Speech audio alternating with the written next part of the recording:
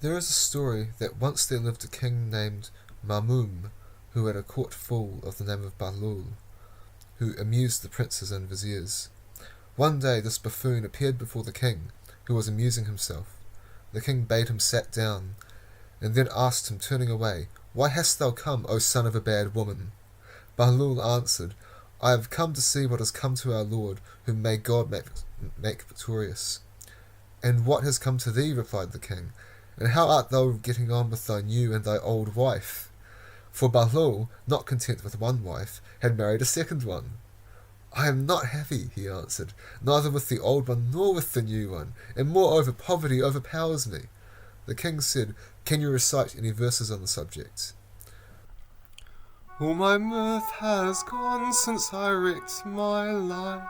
Now I'm being scourged with endless strife.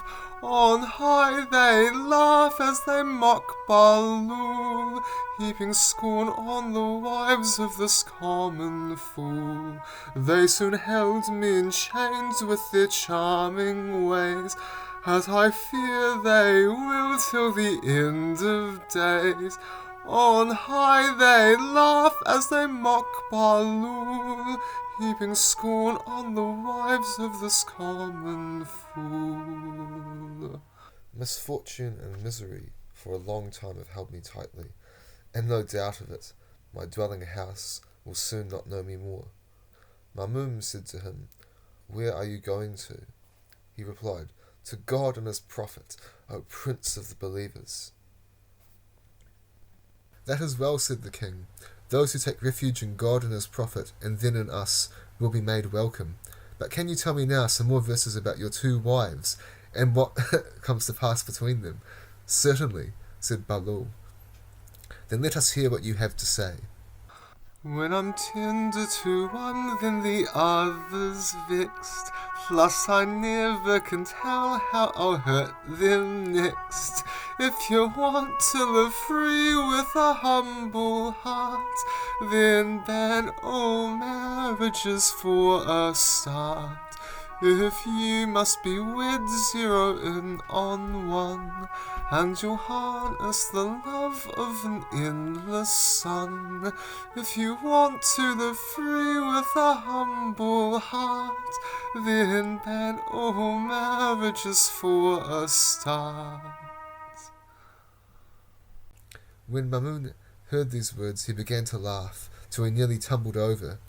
Then, as a proof of his kindness, he gave to Bahloul his golden robe, a beautiful vestment. Bahloul went in high spirits towards the dwelling of the Grand Vizier. Just then Hamdonna looked from the height of her palace in that direction and saw him. She said to her negress, "By the god of the temple of Mecca, there is Bahloul, dressed in a fine gold-worked robe. How can I manage to get possession of the same?" I have got to get that robe, that gorgeous golden robe. I have got to get that robe, that glistening golden robe. I shall feel it on my skin, giving pleasure born from sin. Hamdonna, please turn away, he's just a fool. Those say you're mad, that may be so, but let's make this our golden rule. I have got to get his robe, that gorgeous golden robe. I have got to get that robe, that magic golden robe. I must feel it on my skin, feeling pleasure born from sin. Hamdonna, what would they say? Think of the king, he'll be so mad. I don't care, I'll argue with him, my dad. I have got to get that robe, that gorgeous golden robe.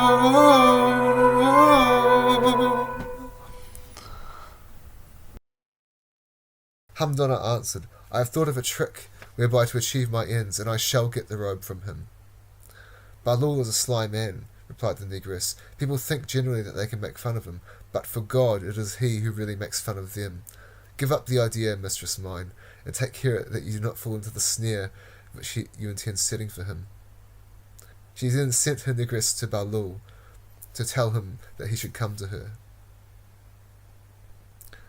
Hamdonna welcomed him and said, "Oh, Bahloul, I believe you come to hear me sing."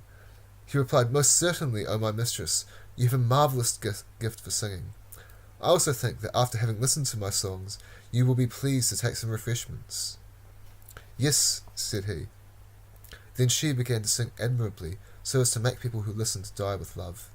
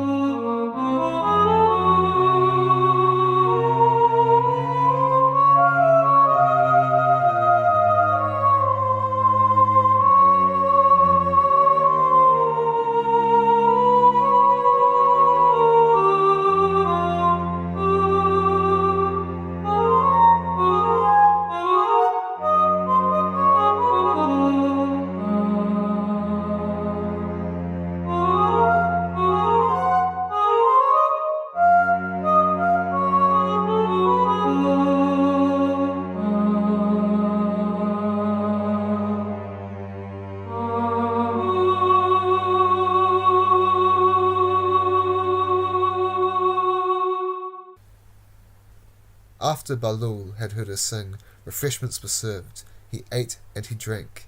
Then she said to him, "I do not know why, but I fancy you would gladly take off your robe to make me a present of it. O my mistress, I have sworn to give it to her whom I have done as a man does to a woman." Hamdonna was the daughter of Mamun and the wife of the Grand Vizier. She was endowed with the most perfect beauty, of a superb figure and harmonious form. "What price do you demand?" she asked, to which he replied, "Coition, O apple of my eye." "You know what that is, O Bahloul," said she. "By God," he cried, "no man knows women better than I. They are the occupation of my life. No one has studied all their concerns more than I. I know what they are fond of. For learn, O lady mine, that men choose different occupations according to their genius and their bent.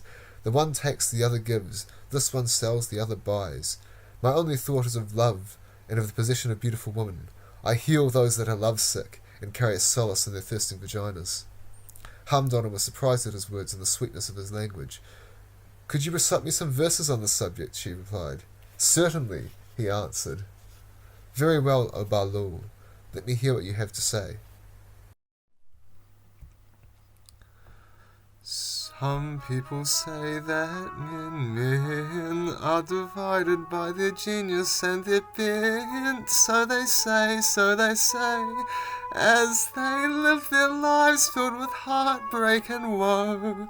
Or they always win and are favoured by all. Thus we live our lives and decay till we finally go senile. Our fool knows of far better ways. Let me bend your ear with a fable or two. Let me count the ways that our love could expand. Far from pointless jobs, empty men and their cares, I alone am indifferent to such things. My love is a lusty flame. It can quench any fire of the fierce sex.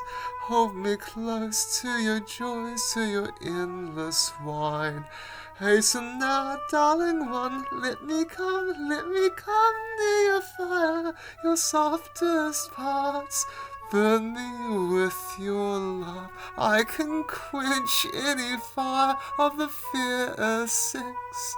Let us both rejoice in each other's necks.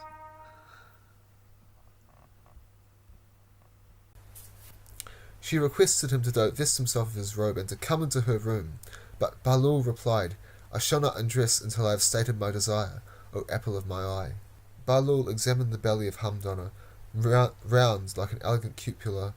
His eyes dwelt upon a navel which was like a pearl in a golden cup, and descending lower down there was a beautiful piece of nature's workmanship, and the whiteness and the shape of her thighs surprised him. Then he pressed Hamdonna in a passionate embrace, and soon saw the animation leave her face. She seemed almost unconscious. She had lost her head, and holding Bahloul's member in her hands, excited and fired him more and more. Bahloul said to her, Why do I see you so troubled and beside yourself? And she answered, Leave me, O son of a debauched woman. By God, I am like a mere in heat, and you continue to excite me still more with your words. And what words? They would set any woman on fire. If she was the purest creature in the world, you will insist on making me succumb to you by your talk and by your verses. Hamdonna threw herself upon Bahloul, took his member between her hands, and began to look at it. She was astonished at its size, strength, and firmness, and cried, Here we have the ruin of all woman, and the cause of many troubles. O Bahloul, I never saw a more beautiful dart than yours. Still she continued to keep hold of it, and rubbed its hand against the lips of the revolver, till the latter part seemed to say, O member, come into me. Yeah, so they have sex 3 times, then he gives her the robe. Then he rose from her side, left his robe, and went. The negress said to Hamdonna, O my mistress, is it not as I have told you? Bahloul is a bad man, and you could not get the better of him. They consider him as a subject for mockery, but before God he is making fun of them. Why would you not believe me?